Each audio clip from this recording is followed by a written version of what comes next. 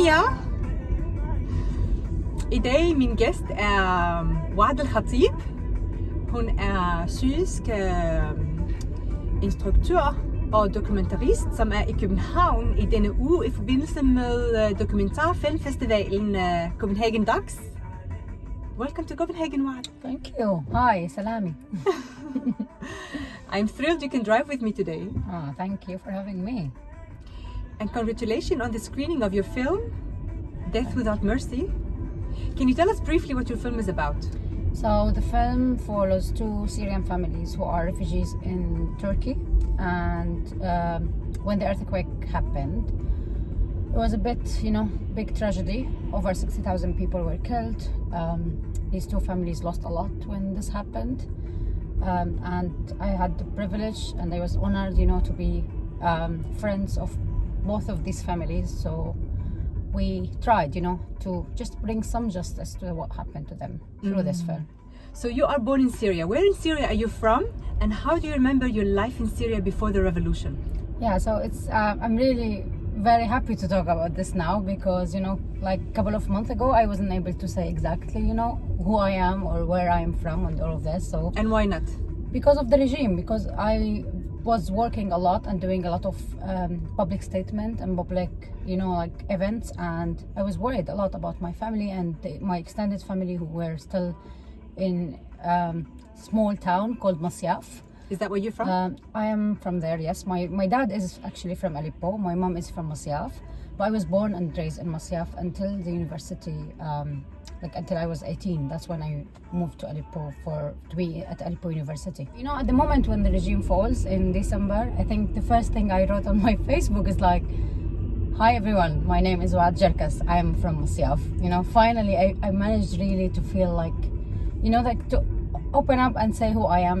Really, although I know that some people knew this, but it was always, you have to deny, you have to keep pushing, no, this is not me, this is not where I am from, just to protect the people you love. Yeah, and it's actually one of the things I wanted to ask you about, Waad, that for decades the Syrians have been subject to free speech violations by the Assad regime that controlled the narrative, manipulated and distorted the truth. Yeah. How do you feel now that this new beginning for Syria, what does it mean for them that they're able to speak their truth suddenly? Yeah, I mean, to be honest, we thought that, for example, even myself, I thought I am really free. I was able to talk about so many things, like war crimes, everything I've witnessed. But the moment, again, when it falls, and it shows me that, no, actually we're all very vulnerable, and we all, even when we thought, we gained something, it was always kind of not real, because again, I managed for the first time just to say who I am at that moment. I think the days after in December, the days after the fall of Assad showed us how much we want to speak and we want to be ourselves and we want to try to do our best in every place we are trying to do something with. However, the situation today is it's not very good. It's not very certain where we're going, but for me, personally, it's definitely not going to be worse. We lived through hell, and this hell now, it's been ended. We are in a new era. Yes, there's still a lot of problems. Yes, we still lack and a so lot of many uncertainties. Things. Yeah. Yes, and so many fear as well. Yeah. However, it will never be like that. And even personally for me, I am writing on Facebook, I am judging, I am criticizing this new authorities and so many things of this decision. To be honest, I'm not worried that I won't be able to be back home because of that. And this is very new for us. Yeah, I think there's so many different opinions. I think some people are really tired from what we've been through all over these years, and they just want to, give up to the idea of this is the new life, let's kind of support and sometimes champion, even if it's in a negative way sometimes. Some people, I think, I am more leaning into really being very realistic. So I have my issues, I have my criticism, I will speak out whatever, if it's something small or big. But also I do believe that this is our only chance and opportunity to rise again. It's either now or not. So I maybe disagree a lot with Ahmed Shara, the new authority leaders. They're all mentality from before. I definitely, don't really agree with that. However, I think we have a chance now, to support and be able to guide and help, and also use everything we learned at this time. And it's for the country. It's not for anyone benefit. How do you think storytellers and filmmakers can unite to create a new vision and a new future for Syria?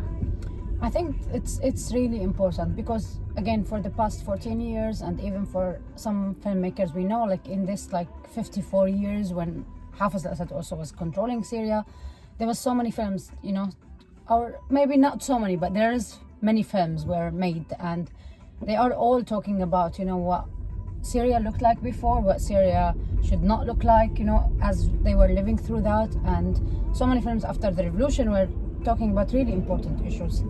I think they are all very important for one reason, this is now we have a future, and this future has to be built by all this narrative coming together, by also so many narratives that no one was able even to speak about and talk about. So it's the time, of sitting all together, sharing these, talking with people. We've been also screening our films everywhere around the world, but not in Syria. And that was always painful. So now we have a chance and opportunity to bring the work that we do home, to our people and use it. It's very important now because we're talking a lot about transitional justice and the national narrative that everyone, should kind of acknowledge, maybe not agree with, but acknowledge. It's we have to use all of this as a tools because it gives you a chance to sit down, talk with people and listen also. After everything you've been through, how do you carry Syria with you? And in moments of doubts, what gives you hope for a better Syria? Oh God, Syria was with me too much, everywhere, everything. People if you hopefully you come to my house and you're welcome to visit. Inshallah. You see that everywhere. And in our food, in what we cook, I cook a lot, and my dad's from Aleppo, so I'm very proud of the Aleppian kitchen. My grandfather is from Aleppo. Yeah, I think through food, through the storytelling I do as well, with my first film for Sama, it was all about Aleppo, and I managed, to create kind of small, Aleppo and small Syria within making of that film, and that allows me to go everywhere, talk about it to everyone, and so many people kind of were introduced to Syria and Aleppo through the work I do, which is for me, that's the only way for me that I have survived and I managed to, stay okay until now mentally, because what we lost was too much, and just the idea that you cannot go back, that was really killing me.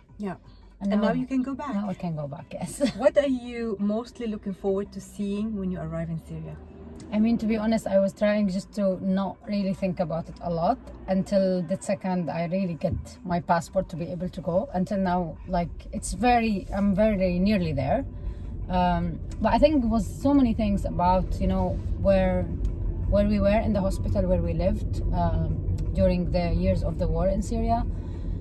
My hometown house, which I kind of blocked, all my memories since I left from there. I want to take my daughters. I have 7 and 9 years old. Yeah. 2 beautiful girls. They don't know Syria. No, one of them was born there, but we left. She was 1 year old, so she cannot remember. Of course. The other one was born already outside of Syria. Yeah. So I'm so excited to take them and go and just show them what does that mean, because they know about Syria as we've tried so hard, to build something for them to imagine and understand. But whatever you were able to do, there was a lot of death and massacres and shelling and all the stories they hear. Even when we try to protect them, it's a lot for anyone. Yeah. Unfortunately, this is the only picture that you have of Syria now after 14 years of destruction. I'm hoping that there will come a time when we can think of Syria again like it was before it was destroyed. Yeah, but you know what? I think now it's we can proudly, even with this destruction, with this pain, with everything we lost, we are now on the other side, and no one else would have done this. There's no possibility on earth that tells, that this dictatorship, this regime who bombed cities, bombed hospitals, you know, like I've witnessed this myself, like I buried my friends. So like the idea that now when we can really talk about, like, yes, we had our country back, we won, you know, the revolution and what we were trying to fight for in 2011, now we are on the other side. Yes, the country is destroyed today, and there's so many issues we are going through, and we will keep, like, this is not going to be something, you know, we'll finish in a couple of years, you know. But however, just the idea that we witnessed this revolution, we were part of that, and we are now on the other side. This should really stays in our mind, like we did the impossible. And what's coming is definitely not easy, but it's definitely going to be not as hard as what we lived through. It's been so very inspiring to listen to you, Waad. Thank you so much. Thank you for having me. Thank you. That's who cannot, you know, this is beautiful. Enjoy the rest of your stay in Copenhagen. Thank you so much. Thank you. Salaam Med Jer.